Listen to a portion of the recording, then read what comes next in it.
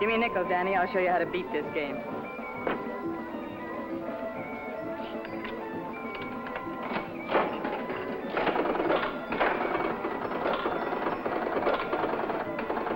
Wait a minute. One bull. Hey, Nick, pay me. I hit the jackpot. Cinematógrafo Delirante chegando na área. Eu sou Milena Azevedo, falando de Natal, onde está fazendo um calor infernal. Pessoal, hoje nós teríamos uma convidada surpresa, mas ela está adoentada, né? Está aí em recuperação.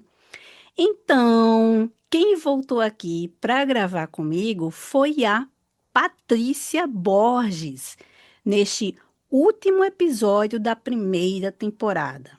Seja bem-vinda novamente, Patrícia, e feliz 2026. Feliz 2026, Milena. Muito obrigada pelo convite. Eu participei do episódio sobre roteiristas mulheres no Cinema Noir e eu estou muito feliz para participar novamente aqui do Cinematógrafo Delirante. Muito obrigada, Patrícia, por ter aceitado aí mais uma vez o meu convite, porque eu acho que vai ser um episódio bem bacana, né? Vamos ter muita história, vai ser um episódio bem rico, de história mesmo, história com H maiúsculo. Bom, antes de começar, eu quero mandar um alô assim, muito, mas muito especial para a colega Gisele e Ida, que participa do Cineclube feito por elas e nos escuta lá da Alemanha. Brigadão, viu, Gisa? E quero agradecer também aos brasileiros, que eu acho que são brasileiros, né? Que moram nos Estados Unidos, na Etiópia, na Polônia, na Espanha, no Japão e na Dinamarca, por também ouvirem o nosso podcast. E aproveito para convidá-los e convidá-las, né, a entrar no nosso grupo do Telegram, pois postamos as leituras de referência e outras cositas más. E lembrar também a vocês de nos avaliar no Spotify, tá? E também quem ouve pelo YouTube, né, deixar aquele joinha por lá. Tá beleza? E aí, Patrícia, quer mandar algum recadinho para alguém? Quer falar alguma coisa? Olha, eu quero falar que esse episódio aqui está muito especial e você que tem aí alguns preconceitos, se prepare para desconstruí-los, porque vem muita informação pela frente. Ou se vem, viu? Porque, Patrícia, os patinhos feios, né? Geralmente os filmes B, que, que são aqueles filmes que não têm muitos recursos, geralmente as pessoas torcem o nariz ou já vão com aquele espírito de rir, né? Assim, vai ser uma coisa trash mesmo, então a gente vai só para malhar. E aqui, né, a gente, para falar um pouquinho sobre esses filmes B, a gente vai fazer, pessoal, uma viagem no tempo, tá certo? Mas uma viagem grande mesmo, para quando Hollywood era uma pacata comunidade rural. Sim, vocês ouviram certo. Tudo começou quando, em 1887, o casal Harvey e Dada Wilcox comprou um terreno de 65 hectares. Bom, essa medida aí eu tentei fazer a conversão. Eu não sei se está totalmente certa, tá? Mas a princípio vamos trabalhar com esse número. O casal Wilcox comprou esse terreno de 65 hectares na Califórnia com a intenção de criar uma comunidade planejada, subdividindo lotes entre os moradores, como contam E.J. Stephens e Mark Wanamaker no livro Images of America, Early Poverty Row Studios. Em 1903, A comunidade criada pelos Wilcox foi oficialmente alçada à condição de municipalidade, só que ela continuou independente, certo? Ah, nesse momento, né, em 1903, o início do século XX, a comunidade de Hollywood contava com 62 quilômetros quadrados e cerca de 1.500 habitantes, que eram, em geral, pessoas bastante conservadoras. Olhem esse detalhe porque ele vai ser importante daqui a pouquinho. Por isso, em 1904, eles votaram a favor da proibição da comercialização de bebidas alcoólicas na região, exceto para fins medicinais. E nessa configuração, Hollywood, como uma entidade independente, durou apenas 7 anos, de 1903 a 1910. A crescente população estava esgotando rapidamente o suprimento de água da cidade, levando os moradores a abrir mão voluntariamente de sua independência e dessa proibição de vendas de bebidas alcoólicas para se fundir à cidade de Los Angeles em 1910. Esta proibição fez com que a popular taverna de René Blondeau fosse à falência. Para recuperar seu investimento e possivelmente provocar os membros mais snobs da comunidade, a viúva de René alugou, isso em 1911, um conjunto de prédios de estrutura precária, compreendendo uma taverna, estábulos e uma colcheira na esquina noroeste da Sunset Boulevard com a Gower Street, para os irmãos ingleses David e William Horsley, fundadores da produtora Centaur, por $40 ao mês. Logo se juntou a eles o cineasta Al Christie, criando o Nestor Studio, o primeiro estúdio de Hollywood. A partir daí, vários produtores e estúdios independentes foram se estabelecendo naquela área de 2 quarteirões, delimitada pela Sunset Boulevard ao norte, pela Gordon Street a leste, pela Fountain Avenue ao sul e pela Gower Street a oeste, que ficou conhecida como Poverty Row, linha da pobreza, numa tradução literal. Milena, mas vem cá, os primeiros estúdios de cinema estadunidenses não foram criados lá em Nova York, do outro lado do país? Por que que esse pessoal todo resolveu ir para Califórnia? Por mutreta, viu, Patrícia? o, o Robert J. Redd conta na sua tese que as maiores produtoras de filmes da época, entre elas Edison, Méliès, Pathé Frères, Selig, Vitagraph, French Gaumont e Biograph, criaram, em 1908, a Motion Pictures Patents Company, cuja sigla era MPPC, também conhecida como Edison Trust ou simplesmente Trust, sendo a principal fabricante e distribuidora de filmes Eastman Kodak nos Estados Unidos. Apenas os membros da MPPC tinham permissão para usar equipamentos de filmagem Edison ou filmes Kodak. Olha aí.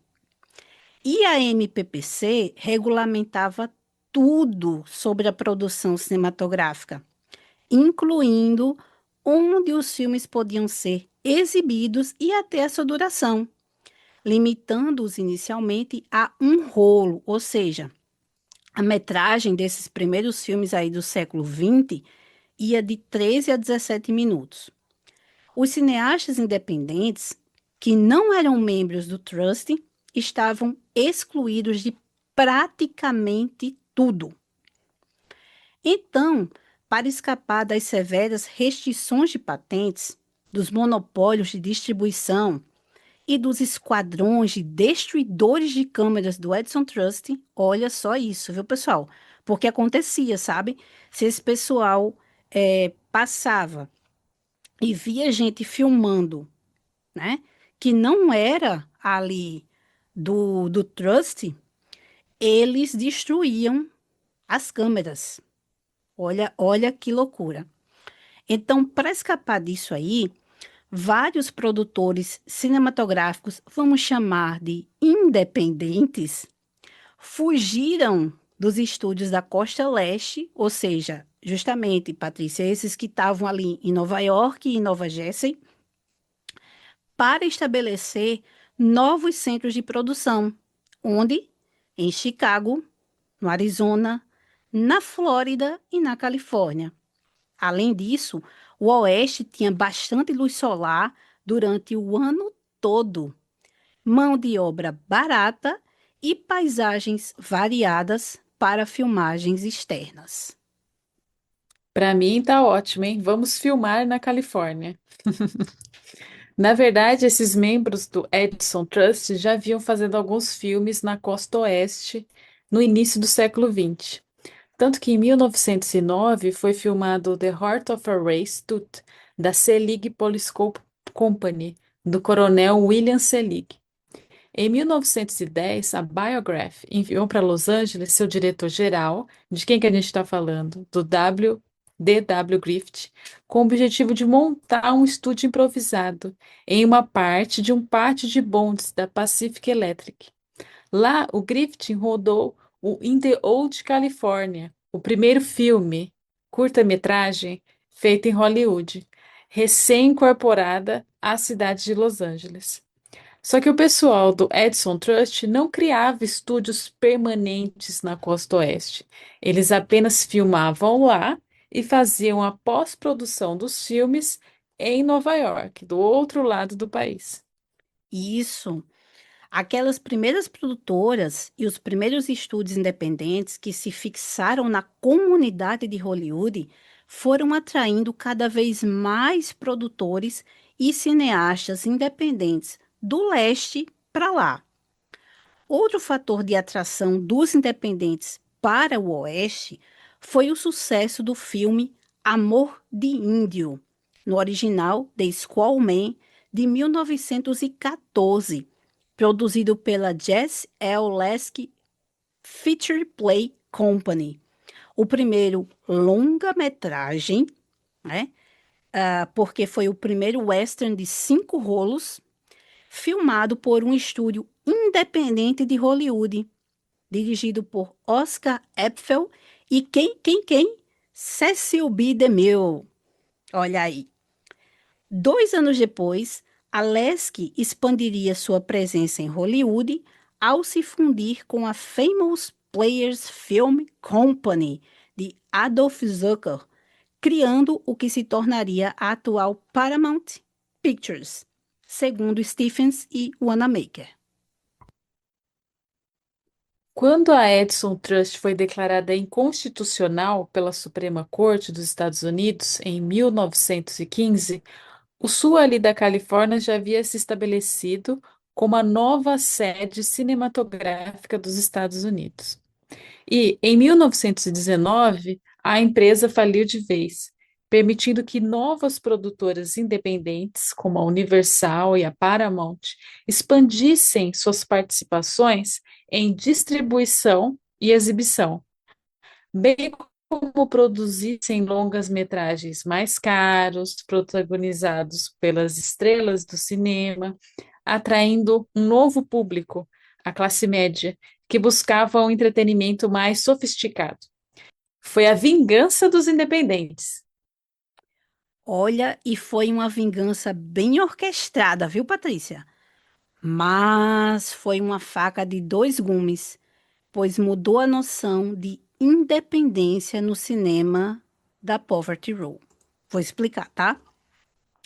À medida que produtores independentes mais afluentes, como Carl Laemmle, da Universal, Adolph Zucker, da Paramount, e William Fox, da Fox, conseguiram estabelecer seus próprios estúdios em locais afastados da área da Poverty Row, localizados nas cidades de Burbank e Glendale, chegando a criar por lá verdadeiras,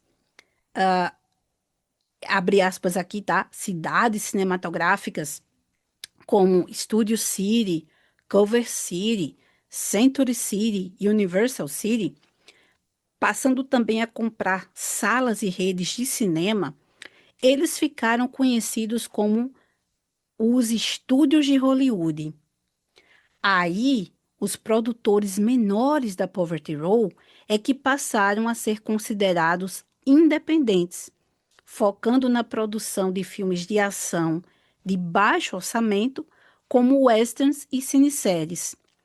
Tanto que, de acordo com Robert J. Redd, na década de 1920, a produção de westerns era tão marcante que a Gower Street se tornou mais conhecida como Gower Gulch, pelo grande número de cowboys e peões vagando para cima e para baixo da rua, esperando ser contratados como figurantes. Que cena, hein, Milena? Os produtores da Poverty Row, além de realizarem filmagens rápidas, de baixo e médio orçamento, passaram a buscar patrocínio em cinemas menores de bairros e vilas mais pobres, gerando receita suficiente para que continuassem a produção e ainda sobrasse um troquinho ali, um pequeno lucro. Isso fez com que ficassem conhecidos sob a alcunha de Quickies e Chippies. Entre 1924 e 26, houve uma expansão dos Quickies.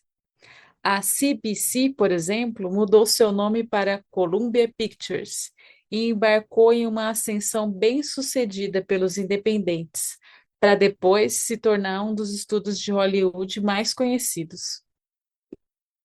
Mas, entre 1927 e 1929, os estúdios de Hollywood, tentando eliminar a concorrência, né? Esses estúdios de Hollywood, vocês estão entendendo, né? Eram aqueles que antes eram independentes e se tornaram bambambãs, digamos assim, e aqueles que ficaram na Poverty Row é que agora eram os independentes, tá? Então, esses estúdios de Hollywood, que eram os maiores, né? Mais renomados, tentando eliminar a concorrência, o que é que eles fazem? Eles passam a comprar estúdios e produtores independentes da Poverty Row. Ou seja, eles ficam ali de olho para ver se tem um ali pequeno que tem, sabe, um produtor que tem uma mão boa, um olho bom, que consegue filmar as coisas de forma rápida, mas de forma bem feita, né? Forma rápida e barata, mas bem feita. Aí eles compram esses produtores, eles trazem para os estúdios deles, entendeu?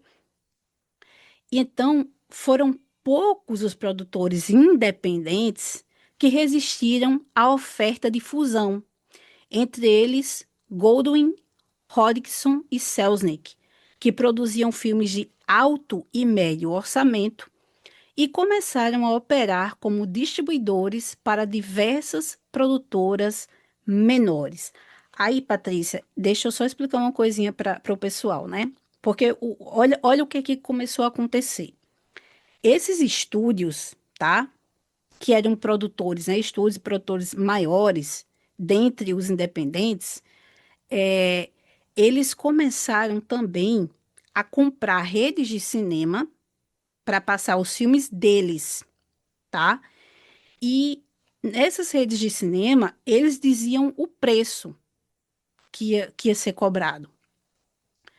E eles também vão começar a distribuir os seus próprios filmes. Então, veja só, se eu sou um estúdio A e Patrícia é um estúdio B, aí Patrícia faz um filme e ela tenta passar. Aí eu, claro que eu vou fazer uma brincadeira pegando com os dias de hoje, tá? Patrícia tenta passar o filme dela num cinema de shopping. Ela não consegue, porque eu sou dona dessa rede de cinema E essa rede de cinema só passa os meus filmes e daqueles ali que eu, digamos assim, fiz um acordo, tá? Um filme de Patrícia, um filme menor, não passa no multiplex. E aí, como é que vai fazer? Que vai ser a grande jogada dos independentes, né? Porque não existia só aqueles cinemas de cair o queixo, aqueles teatros, né? Belíssimos, luxuosos, com cadeiras confortáveis, né? Com ventiladores. Ah, existiam também cinemas menores. E esses cinemas menores não tinham condições de comprar um filme A para passar. E as pessoas que frequentavam eles também não tinham grana suficiente para pagar o ingresso. Então, nesses cinemas pequenos, de bairro, sabe? De comunidades rurais, de comunidades de imigrantes, dos negros, esses cinemas pequenininhos é que passavam os filmes menores, os filmes B, e cobravam ingressos bem baratinhos.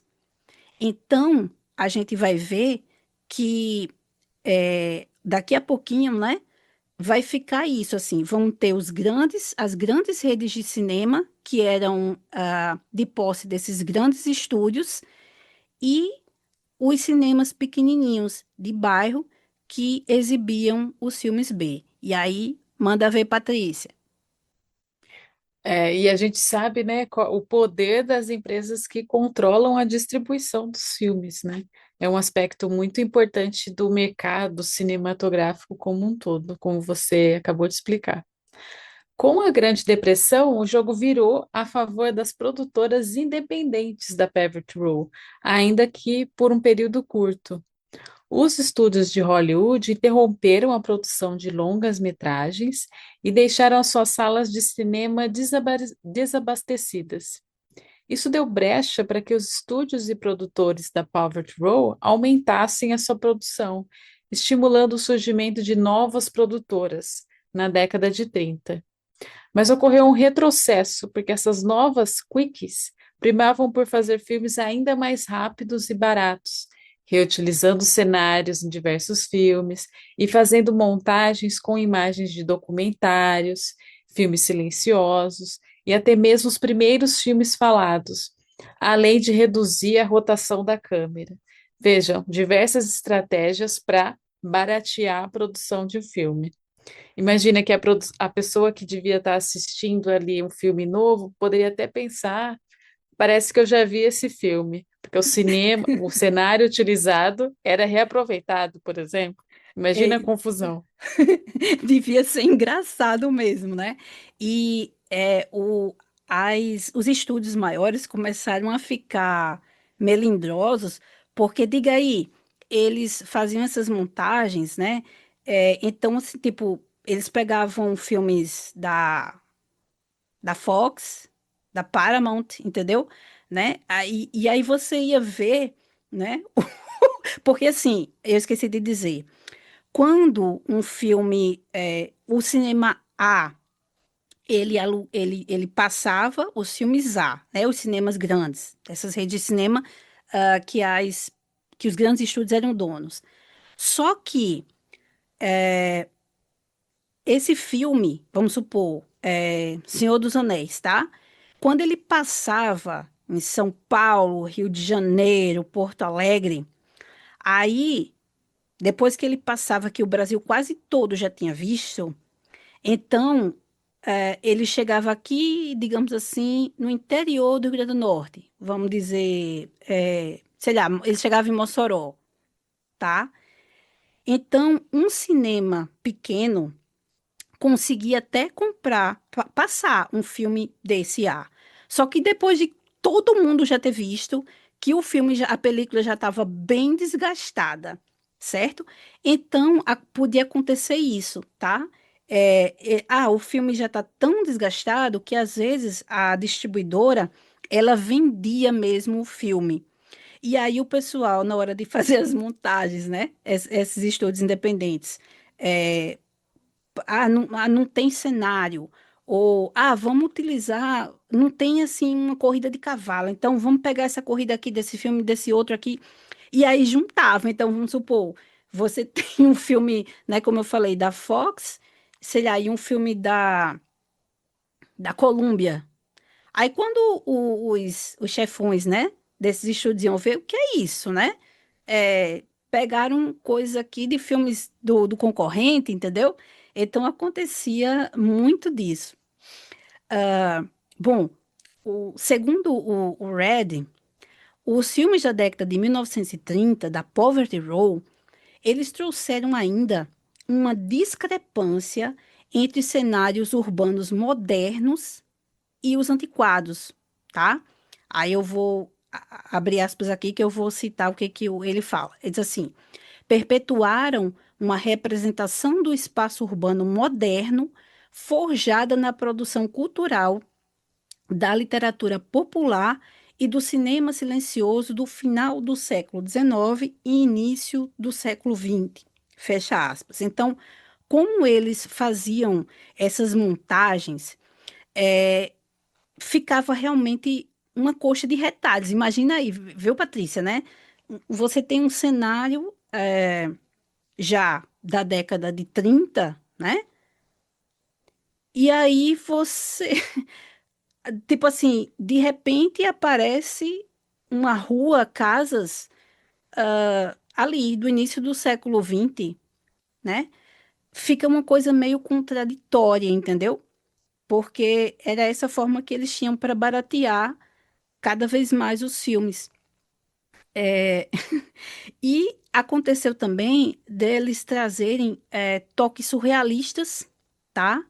E também violência para esses filmes da Poverty Row, né? Da década de 1930, criando uma interação entre o mundo cotidiano de ganância e vingança e o imaginário coletivo da fantasia criminosa.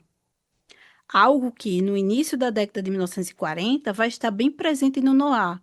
Porque, se a gente lembrar, nesse período aqui, está acontecendo ainda, né? Ainda está acontecendo os resquícios, digamos assim, da lei seca, e os gangsters estão muito presentes, né? Então, a violência na sociedade estava presente, estava atuando. E aí eles fazem essa mistura, né? Cenários atuais com cenários do início do século XX, aí mistura, dá um toquezinho surrealista, traz violência, né? E também a gente vai ver essa fantasia criminosa. A gente vai ter aqui, sabe o quê, pessoal? Aqueles cientistas malucos, certo? Inventando gases que fazem a pessoa rir, sei lá, né? É nesse período aqui que vão aparecer, entendeu? Aquelas coisas bem fantasiosas, aqueles vilões bem caricatos, tá certo? E esse negócio do surrealismo e da violência, como só para reforçar o que eu citei, eles vão, digamos assim, ser trazidos para o noir. E nesse contexto todo, os Bambambam de Hollywood partiram para o ataque, né? Ainda nessa mesma década de 30, criando as unidades de filmes B. Eles queriam eliminar a concorrência de uma vez por todas, achando que iriam matar os filmes independentes de baixo orçamento. Aí, basicamente, só a Republic, a Monogram e a Producers Releasing Corporation, a PRC, foram as independentes que conseguiram competir com os filmes B de Hollywood. O pesquisador Arthur Lyons, no livro Death on the Chip: The Lost B-Movies of Film Noir, afirma que desses três estúdios da Poverty Row, a Republic foi a mais respeitada e produzia de longe os melhores filmes. Durante as décadas de 1940 e 1950, a Republic mergulhou de cabeça no noir com os filmes Passos Pecadores, de 43, Prisioneiro do Medo, de 47, Ao Cair da Noite, de 48, Maldição, de 1950, A Cidade que Não Dorme, de 1953, Ódio que Não Perdoa, de 1954 e Um Pedaço do Inferno, de 1954 também. Bem como filmes menos notáveis, como Império dos Malvados, de 1952, e Armado para Matar, de 1956. Milena, eu adoro esses títulos. São maravilhosos, não é mesmo? Em 1944, a Monogram produziu seu primeiro e um de seus melhores no ar, Uma Estranha Aventura, estrelado por Jim Jagger, Kim Hunter e um jovem Robert Mitchum, como assassino psicopata. O estúdio deve ter se encantado pelo trabalho de Cornell Woodrich, porque adaptou um número significativo de seus romances para o cinema, incluindo Chantagem, de 47, Gêmeas Fatais, do mesmo ano, e O Segredo dos Sapatos, de 48. Em 46, a Monogram produziu seu primeiro grande noir, aquele de grande orçamento, Delírio, e em 55 trouxe dois noirs excelentes, Cidade do Vício e Império do Crime, além do último filme dirigido pelo Edgar G. Ulmer, O Morto Desaparecido, de 55. Olha, esse filme Delírio, que no original é Suspense, que foi a Gisele que me mostrou ele é sensacional. Eu não me canso de indicar, porque, gente, o filme que se passa, boa parte dele, né? É um show, que é como se fosse uma espécie de circo, que acontece todo num ringue de patinação. É diferente, tá? É ousado, e a gente vê que eles realmente gastaram uma grana para fazer. E Patrícia, é interessante, né? Porque assim, eu vi muitos filmes no As, mas à medida que a gente vai pesquisando, aparecem outros aí que aí você diz, poxa, né? Tipo assim, eu vi, sei lá, 200 e pouco, 250, mas ainda tem mais, sei lá, 150 que eu não vi, né? Então isso é meio frustrante, né? Mas eu espero chegar lá. Eu vou voltando ao Noir aos pouquinhos, né? Bom, por falar no Humer, ele fez bastante sucesso na PRC, né? Na PRC, principalmente com Curva do Destino, de 1945, o Detour, que é um filme muito bom. Quem ainda não assistiu, viu, Patrícia? Assista, porque é aquela coisa realmente da mão do destino, né? Do fatalismo ali presente, que o personagem, coitado, o Al Roberts, não tem como escapar, né? Os filmes da PRC eram tão baratos e, em sua maioria, tão ruins que, na época, muitos em Hollywood brincavam que sua sigla significava Pretty Rotten Crap, que a tradução assim livre, né, seria bonito lixo barato. Olha só a maldade, né? E foi a PRC que produziu a versão trash de Pacto de Sangue, tá, gente? Que a gente já falou, chamada Apology for Murder, de 1945. Eles são audaciosos, né? Eles são ousados. Em 1947, a PRC foi adquirida pela Eagle Lion Corporation, liderada pelo produtor britânico J. Arthur Rank, que estava planejando expandir seus negócios para os Estados Unidos. Sob o comando da Eagle Lion, os orçamentos da PRC melhoraram significativamente. E nos anos seguintes, a produtora focou exclusivamente na produção de filmes no ar. O diretor que fez história na Eagle Lion foi quem? Foi o Anthony Mann, né? Ele já havia tido uma passagem pela Republic, fazendo os noirs Forasteiro da Noite, de 44, e Pesadelo Horrível, de 45. Gosto dos dois, Mas eles ainda, tipo, é Anthony Mann engatinhando, é Anthony Mann aprendendo ainda a fazer cinema. Mas eles são filmes bons, valem a conferida. Mas na Eagle Lion, ele se encontrou e só em 1947 fez três noirs bem bacanas, viu, o Man? A Face do Perigo, Moeda Falsa e Entre Dois Fogos. Em 1950, a Eagle Lion se fundiu com a Film Classics, tornando-se a Eagle Lion Classics. Mas alguns meses depois, passando por dificuldades financeiras, a Eagle Lion se fundiu outra vez com a United Artists e aí deixou de existir. A Film Classics foi justamente o estúdio que produziu um dos filmes que iremos comentar neste episódio, Loura de Gelo, de 1948. O outro filme que vamos comentar, Areia Movediça, de 1950, foi uma produção da Samuel H. Stifel Productions, com distribuição da United Artists.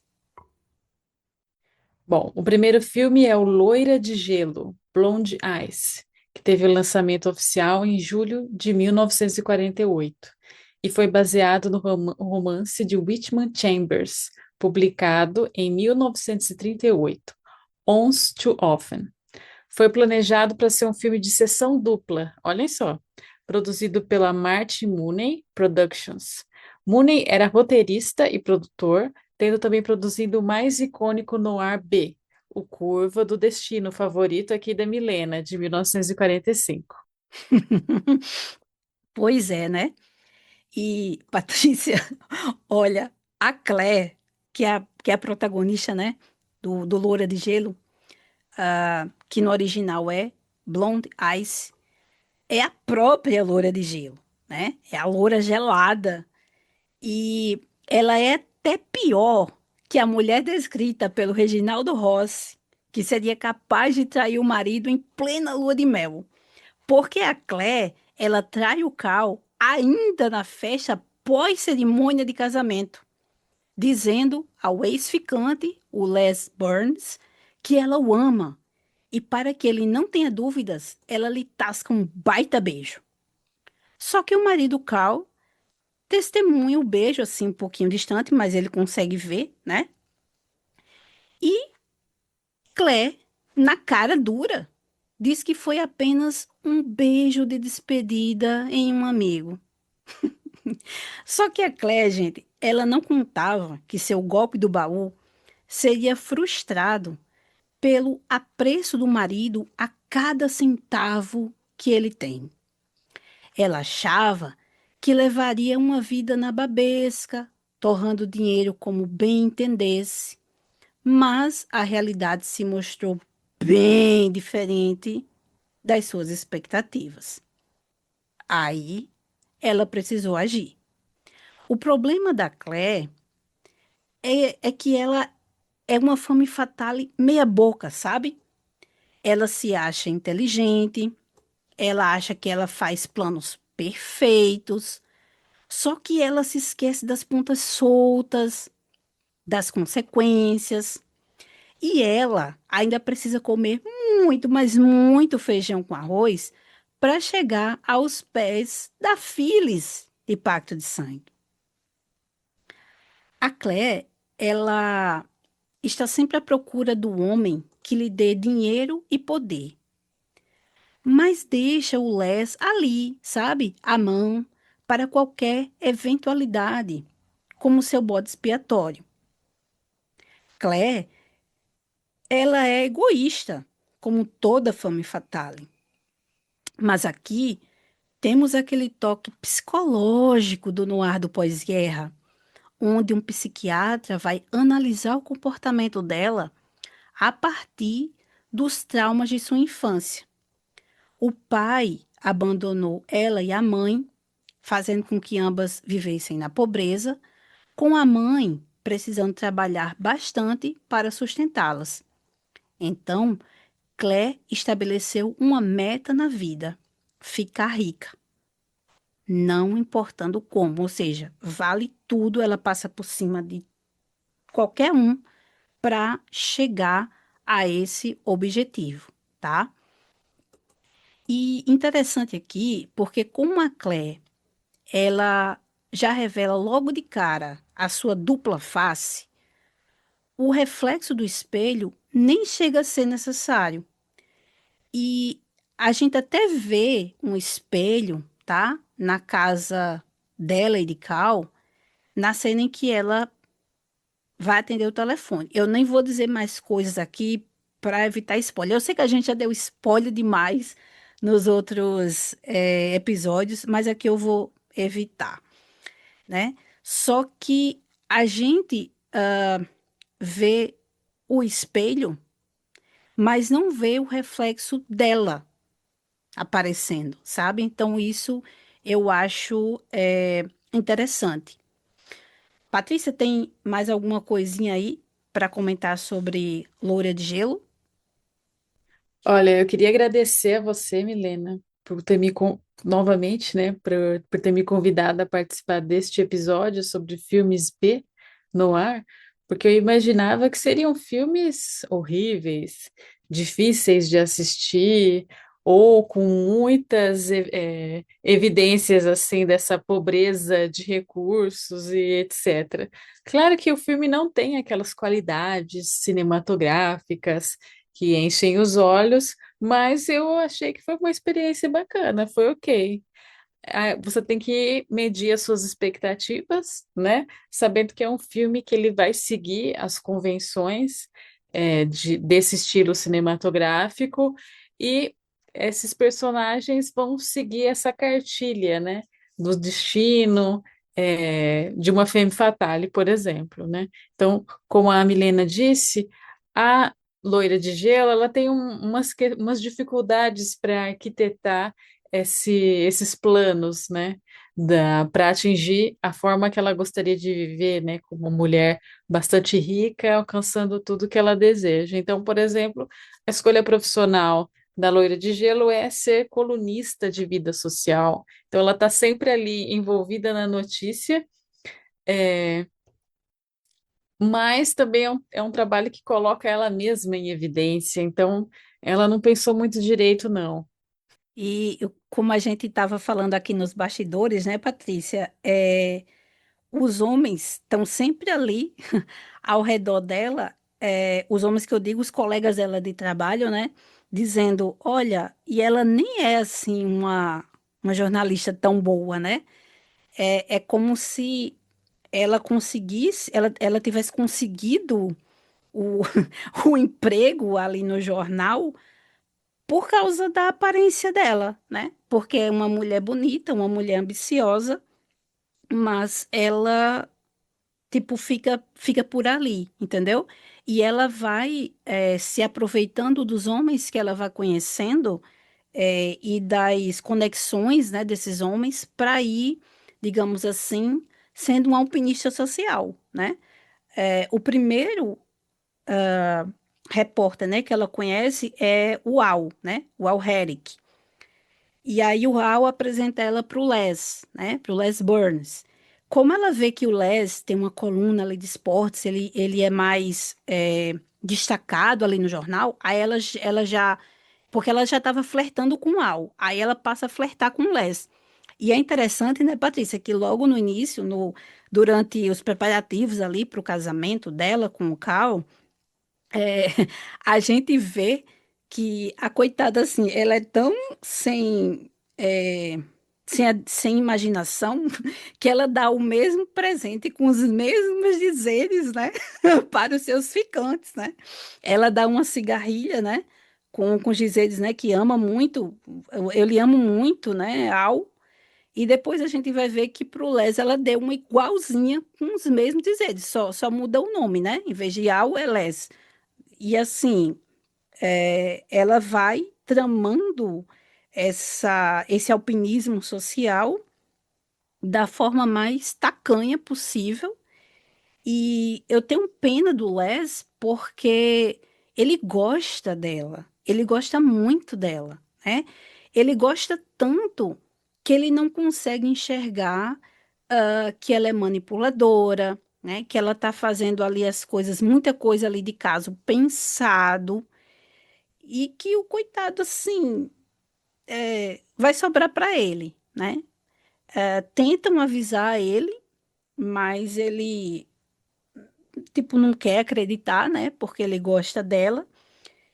E depois ele vai saber, né, quem realmente é a Claire, né? Que ela realmente tem esse coração de gelo e que por um segundo momento que ele acha que ela vai ficar com ele, ela troca ele assim, ó, num piscar de olhos, né, Patrícia? Exatamente. Ela tem uma lista, né? Além da coluna social, tem uma lista ali de alvos que ela pode se dedicar. Se dedicar é ótimo, né? Eu acho muito interessante a cara de pau, né, dela, porque assim, o Mason, né, que é o advogado, é, assim, eu tô tentando não dar tanto spoiler, porque pra gente falar, assim, realmente do filme como um todo, spoilers rolam, né? Não tem como. Mas eu vou tentar aqui, como é o último programa, não dar tanto spoiler, porque eu quero induzir que vocês assistam, né, a esses dois filmes, justamente como a Patrícia falou, para a gente meio que perder o preconceito. Ah, porque é filme B, vai ser só, vai ser mal feito, vai ser para rir, né? Porque a gente vai ver que tem as coisas mal feitas, mas não, assim. Claro que a imagem desses dois filmes, eu só consegui eles no YouTube, né?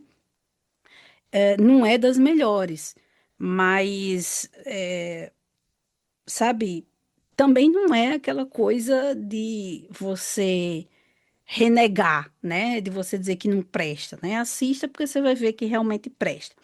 Então, a Claire, ela tá ali no restaurante, né? Conversando com o Les, querendo ver, porque assim, ela fez um plano, aí o plano dela, assim, não deu tão certo, e ela vai precisar de um advogado. E aí chega um cara, né, bonitão, jovem, com com uma corte, digamos assim, junto.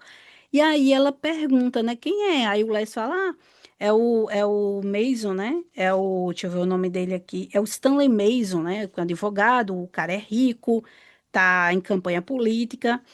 E ela já fica de olho, né, Patrícia? Ela cresce assim os olhos e a gente já vê o que é que ela vai fazer? Ela quer dar o bote. E aí ela diz assim: você me apresenta, né? Porque eu estou precisando de um advogado. Assim, ela vai para um caminho com o Les, né? Tipo, ó, eu estou precisando de um advogado, tá? E ele seria um cara bacana.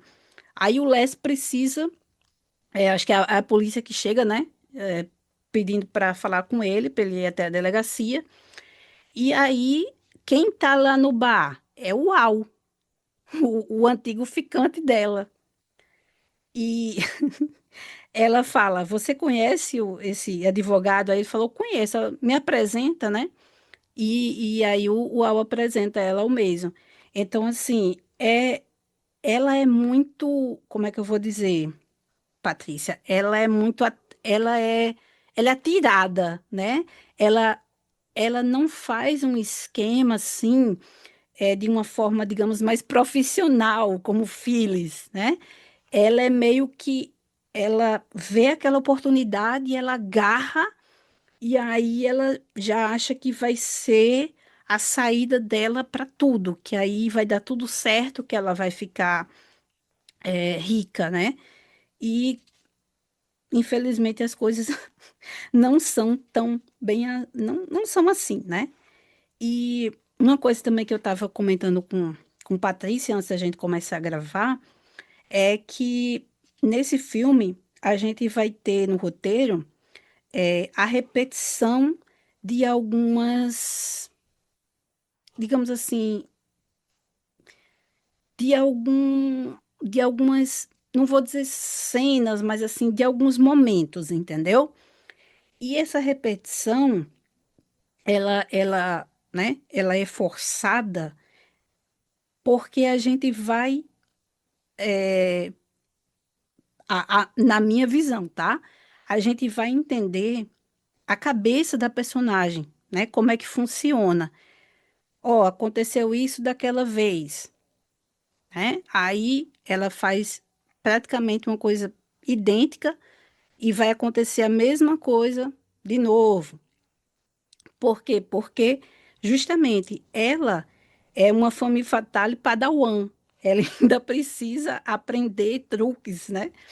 Ela ainda tá assim com aquela coisa de eu quero me dar bem com o fulano que tem dinheiro e tem poder, mas eu não quero deixar o Les ali largado, porque, como, digamos assim, ele é apaixonado por mim, né? Ela sabe que ela pode manipular ele com facilidade, então ela sempre tá, ela tem que estar ali dizendo, olha, eu vou me casar, mas, sabe, fica junto de mim, não me abandona.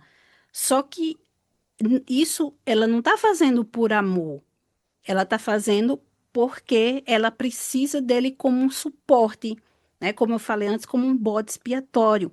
Porque se algo der ruim, ele vai, digamos assim, pagar o pato por ela. Ele vai sujar o nome por ela. Nem tanto por querer, né? Mas porque, pela forma como ela manipula a situação, termina caindo a culpa sobre ele, né?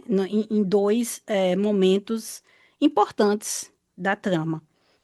Então, assim, assistam, porque é interessante, né? Ver esse aprendiz de Femme Fatale, que é a Claire, mas que ela, na cabeça dela, ela se acha, né, Patrícia? Exatamente.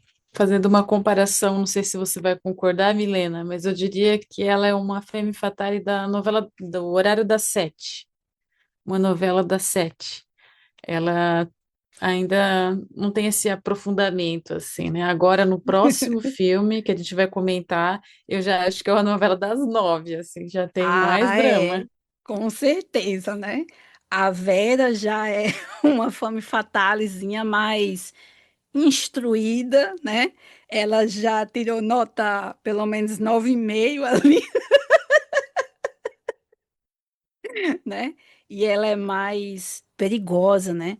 Porque ela realmente sabe como manipular, sabe como seduzir. E, bom, vamos começar já aqui falando sobre Areia Movediça, né? No original, Quicksand. E infelizmente, não há muita informação sobre esse filme, né? Sobre os bastidores desse filme. Sabe-se apenas que o Mickey Rooney, o Peter Law e um terceiro sócio, cujo nome não aparece em lugar algum, financiaram um filme que foi rodado em 1949. Segundo o crítico de cinema Bruce Eder, o terceiro sócio administrou mal os fundos. Leia-se roubou, né? Rooney e Law na cara dura, levando Law a declarar falência ainda em 1949, antes do lançamento do filme, que ocorreu no mês de março de 1950. Os destaques aqui do Areia Movediça são com certeza a atuação dos atores, né, Milena? A curiosidade fica por conta da Jane Cagney, que é irmã do ator James Cagney, e do astro-adolescente Mickey Rooney, estreando seu primeiro filme no ar. Contracenando, por outro lado, com Peter Lorre, que já era um ator tarimbado do noir, que inclusive atuou nos dois dos primeiros filmes noir considerados pela crítica, O Homem dos Olhos Esbugalhados, de 1940, e Relíquia Macabra, de 1941. O diretor Irving Pichel foi um dos chamados 19 hostis, levados às audiências do Comitê da Câmara sobre Atividades Anti-Americanas, o RUAC, vocês lembram? Em 1947. Este grupo foi reduzido a 10 e apelidado de os 10 de Hollywood, né? Ou Hollywood 10 em inglês. Ele e o ator Art Smith tiveram seus nomes na lista negra. Patrícia, Areia Movediça tem um roteiro tão redondinho que me encantou assim logo de primeira, sabe? Apesar dos personagens rasos e do grande conflito do Danny ser entre ele e as consequências dos seus atos que podem levá-lo à cadeia, né? Eu acho massa que no instante em que o Danny pega a nota de US$ 20 da caixa registradora, se ouve o som do alarme do relógio, indicando o fim do expediente. Mas, metaforicamente, é como se fosse o grito da sua consciência, né? Porque o Danny, ele se ferra no momento em que ele dispensa a antiga namoradinha, a Helen, e fica interessado na manipuladora Vera. Essas personagens femininas aqui, elas representam justamente o contraponto entre a mulher cativa, que é a namoradinha virginal, né, que apoia o homem que ama, mesmo que ele esteja fazendo algo errado, e a femme fatale. A Helen está disposta a ser o álibi de Danny, enquanto Vera, que já havia levado Danny para o fundo do poço, no primeiro momento em que sabe que ele está encrencado de verdade, pula fora. É justamente quando Danny procura Vera para dizer que matou seu patrão que o reflexo dela no espelho é mostrado. Ela está lá, passando batom e pouco se lixando pro Danny. Quando a polícia bate à sua porta, ela vai logo abrindo o bico, condenando o Danny, sem saber que foi Nick quem fez a denúncia sobre o roubo do cofre da sua loja. E quando Danny se reencontra com Helen, as coisas meio que vão se ajeitando para ele. Até o senhor que ele sequestra é um advogado e procura orientá-lo. Eu vejo a maré de azar do Danny, vamos chamar assim, né, de maré de azar, similar à do Al Roberts de Curva do Destino, como eu já tinha, né, mencionado antes. Sempre que ele acha que vai ficar tudo bem, algo mais cabeludo acontece. É a mão do destino atuando com força aqui. O curioso é que a femme fatale de Curva do Destino também se chama Vera. Só que a Vera de Curva do Destino é bem mais cruel, né, do que a Vera de Areia Movediça. E como Patrícia falou, o carisma, né, dos atores, as atuações aqui, elas se destacam, entendeu? E para mim, o Mickey Rooney é meio como um Michael J. Fox, tá? Se a gente fosse pegar um ator assim, né, dos anos 80, 90, porque ele é baixinho, né, carismático, e ele faz com que a gente torça por ele, né? Porque assim, o filme, como é que o Danny se mete na roubada? Ele se encanta pela Vera na lanchonete, ele é um mecânico, né? Ele lutou na Segunda Guerra, ele não quer compromisso, tá? Então aquela namoradinha lá de infância que ficou esperando ele e tal durante a guerra, ele não quer, ele quer só curtir. E quando ele vê a Vera, né, que é um mulherão, aí ele fica pensando, poxa, né, vou convidar ela para sair. Aí ele tenta, quase que não consegue, mas aí no final ela topa. Só que ele precisa de grana, né? Ele tá sem grana. Os amigos não têm, para um amigo que ele emprestou, o amigo só vai receber o dinheiro no outro dia. E aí, o que é que ele pensa? Já que ele cuida do caixa da oficina mecânica onde ele trabalha, se eu tirar a nota de US$ 20, né, agora para sair com ela de noite, amanhã o Buzz ele recebe o pagamento, aí me dá, o contador só vai chegar aqui daqui a 2 dias, então assim, eu tenho tempo, né? Eu vou pegar e emprestar desses US$ 20 e vou resolver tudo. Vou sair com a velha, vou me divertir, e no outro dia vou repor. Só que é um noir, né? E aí o destino vai brincar muito, muito, muito mesmo com o nosso jovem inocente Danny, né? Que é tão, como é que eu vou dizer? Tão fácil de ser manipulado pela Vera. E aí, Patrícia, vamos falar mais coisas aí sobre o filme, sobre a Movediça? Ah, eu recomendo fortemente a todos que estão ouvindo o podcast para assistir Areia Movediça, porque é um filme em que você vê que um personagem ele vai se enredar numa série de acontecimentos que, na verdade, são, como diz o meme, né? São as consequências dos seus próprios atos, não é verdade?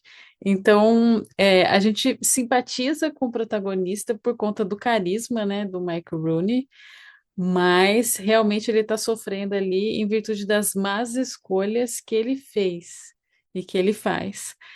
Não vou dar spoiler do final do filme, né?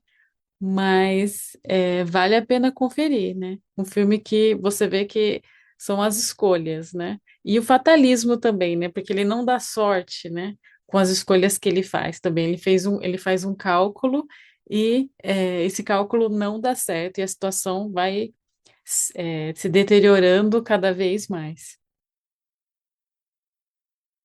Que é justamente a areia movediça, né? Assim, a, a, a vontade dele de sair com a Vera é o pezinho entrando na areia movediça. E aí as coisas que vão acontecendo a partir disso, vão fazendo com que ele se atole na areia até o pescoço, né? E vira uma bola de neve.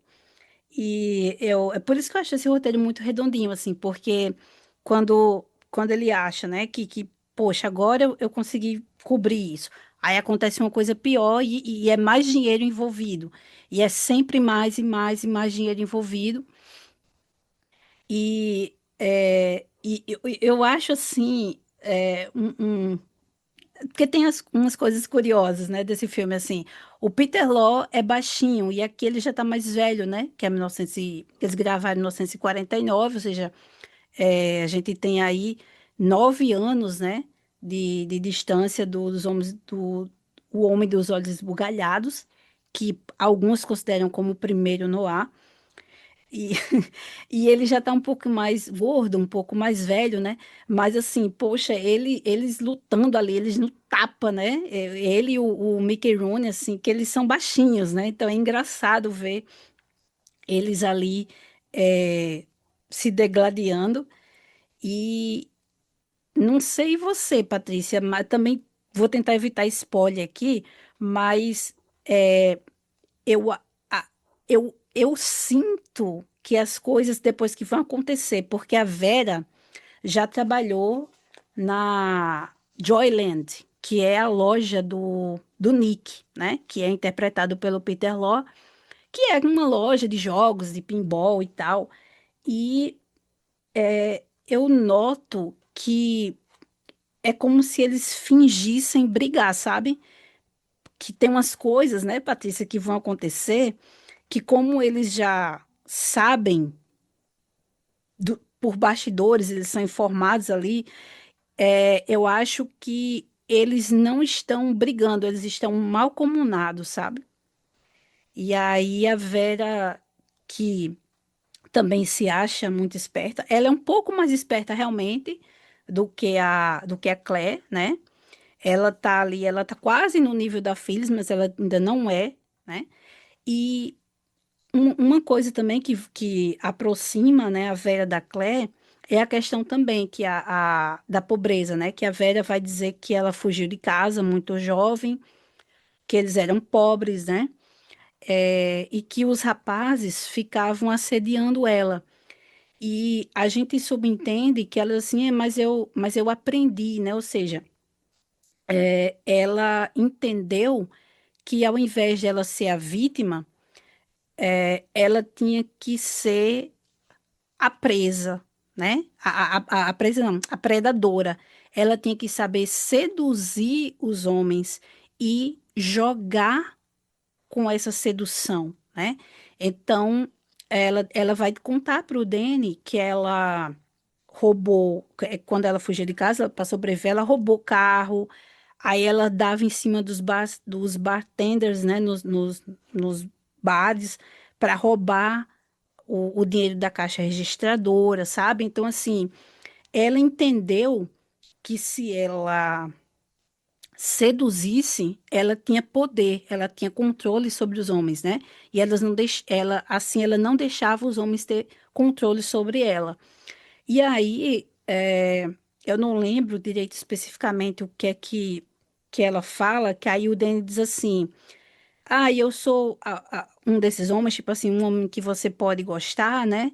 E aí ela fala sim, sim, né? Porque, na verdade, ela tá querendo dizer que ele é ingênuo e que ele é fácil de manipular. Então é por isso que eu acho que tem algumas coisas ali entre a Vera e o Nick que é encenação, sabe? Para conseguir o dinheiro do, do Danny, né? E até que a gente vê que, como foi assim, a Vera ultrapassou um limite. E como ela ultrapassou esse limite, aí o Nick vai colocar os policiais, né? Que ele não gosta de polícia. Ele até comenta com o Danny, né? Deve também ter rabo preso ali, com certeza. E aí, como a gente vê também no lance do carro, que eu não vou especificar aqui, mas vai ter um lance de um carro roubado e tal. E aí ele chama a polícia, né, para revistar o apartamento dela, quando ele suspeita que realmente ela o roubou. É como fosse assim, eles eram dois parceiros no crime, e como ela deu uma rasteira nele, aí ele agora vai colocar a polícia na área, né? Eram dois espertalhões. E eu gosto, o Peter Law, ele aparece pouco, né? Ele não tem tantas cenas, mas as cenas em que ele atua são muito boas, né? Porque é aquele jeito bem, é, eu vou dizer assim, safado da Vera. Não sei se você vai lembrar, Patrícia, assim que ela chega lá na Joyland, né? E que ela tá lá no pinball, e aí o pinball tá como fosse quebrado, né? Não é para mexer. E aí ela chama o Nick para, né, liberar lá a máquina para ela jogar. E ela, assim que ela vê, né, o Nick, que era o antigo patrão dela, ela dá uma mexida assim no casaco, ela abre um pouco, né, mostrando o colo, e aí ela logo esconde, que é justamente o jogo de sedução, né, barato que ela costuma fazer. Então, por isso que eu acho que a Vera, ela é uma femme fatale mais, mais experiente, né, do que a Claire, mas infelizmente ela ainda não é total no nível da Phyllis. E aí, Patrícia, tem Eu, mais algum comentário? eu compartilho a sua percepção, Milena, porque eu acho que isso contribui também para a questão do roteiro ser tão redondinho, né? Porque fica muito evidente, de um lado, a Vera e o Peter Lorre, e de outro lado o Danny, como antagonistas, né? Esse primeiro casal, vamos colocar assim, que eles dominam a linguagem do crime, né? Eles são muito escolados nessa vivência da rua, do crime, da malandragem, vamos dizer assim. E, por outro lado, o Danny ainda é inocente, né? Juvenil, e o que contribui ainda mais para essa nossa impressão, a própria característica física, né, do ator. Então, acho que por isso que cativa tanto, né? Chama tanta nossa atenção esse filme. Pois é, né? O Danny, ele não é um cara malandro, né? Mas ele se vê numa situação que ele precisa de dinheiro e cada vez é mais dinheiro e ele não tem a manha, né? Ele não tem os paranauês ali do negócio e ele fica todo encrencado. E aí, em contrapartida, como você falou, tem o Nick e a Vera, que são, né, descolados aí, que conhecem essas manhas ali do, digamos assim, do submundo, né? E a gente tem esse protagonista que ele não é um vilão, mas ele é colocado, né, numa situação ali para fazer coisas não muito corretas, né? E termina, né? E culmina lá com uma morte que pode ter sido ou não, que aí eu vou deixar a interrogação aqui, que é para vocês assistirem, né? E é muito massa isso, né? E a Helen, que a gente acha que ela é bobinha, mas ela não é tão bobinha, não. O negócio é que realmente ela ama o, o Danny, né? E ela vai realmente querer protegê-lo. E é interessante, assim, o pessoal vê, né, Patrícia? Ele tentando, é quando uma pessoa que é, digamos assim, correta, certinha, que está fazendo, né, o, o seu corre do dia a dia e tal, entra numa roubada e tem que ir por caminhos que não conhece. E aí é complexo, né? E é o que Patrícia estava me falando, que ela, vendo Areia Movediça, lembrou um pouco Depois de Horas, né, do Scorsese, porque também o personagem, ele entra num mundo que ele não conhece, né? Ele entra numa parte da cidade, num bairro que ele não frequenta, né? Onde tem muitos artistas, onde a razão ela é colocada de lado e ele se perde ali. E cada ação dele, cada fala dele levam ele a, a coisas mais intrincadas ali. E ao invés de ele conseguir sair, vai prendendo cada vez mais ele naquele lugar, né, Patrícia? Exatamente. Agora eu fiquei com a curiosidade se o Scorsese assistiu Quicksand. Será? Vale uma Ah, pesquisa depois. eu acho que sim, porque Scorsese, cinéfilo de carteirinha, né? Ele assistiu a muitos filmes e eu acho que ele deve ter assistido sim a esse Noir B, né? E Patrícia,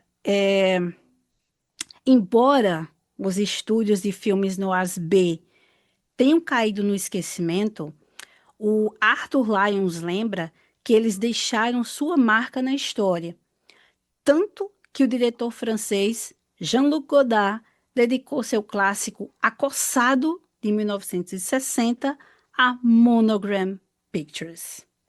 Olha aí, né? Que bacana. Então, assim, dos grandes diretores, né, de todos os tempos, lembrou aí dos filmes B. Então, com certeza, nosso Scorsese também deve ter aí alguns filmes B no seu coraçãozinho, né? E principalmente alguns noirs B no seu coraçãozinho. Patrícia, eu acho que nós fechamos a primeira temporada do Cinematógrafo Delirante com chave de ouro, hein? É, com certeza. Se não foi chave de ouro, foi uma chave de platina, uma chave de bronze na sintonia aqui da série B dos filmes no ar, porque a gente não deixou ninguém de fora, né?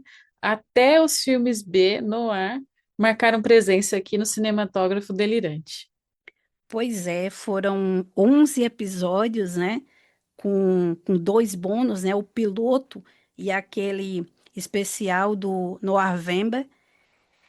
Ah, pessoal, foi um chãozinho, né? Muita pesquisa. Esse também foi um episódio bastante histórico, né? Com bastante informação. E agradeço a Patrícia por estar presente aqui em mais um episódio, né? No segundo episódio que ela gravou aqui junto comigo. E deixo também meu muito obrigada a todos, todas e todes. E aguardem, viu? Que a segunda temporada do Cinematógrafo Delirante voltará no final do mês de março desse ano de 2026. E se você perdeu alguns dos episódios anteriores, fica aqui o convite para retomar essa temporada dedicada aos filmes no ar. Muito obrigada, Milena, pelo convite. Eu adorei participar aqui novamente e até a próxima. Pois é, Patrícia, valeu e até a próxima!